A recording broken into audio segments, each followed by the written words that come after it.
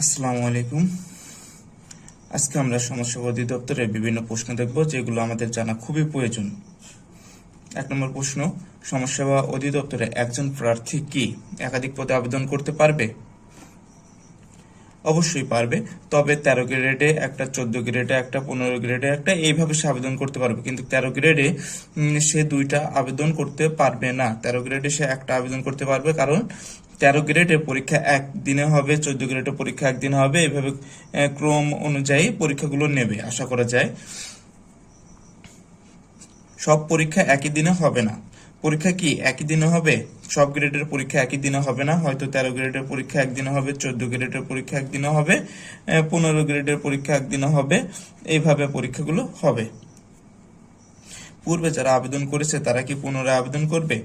তাদের পুনরায় আবেদন করার প্রয়োজন নেই, আগের আবেদনে হবে। পরীক্ষা কি লিখিত নাকি পিলি? 13 থেকে 15 পর্যন্ত হচ্ছে লিখিত,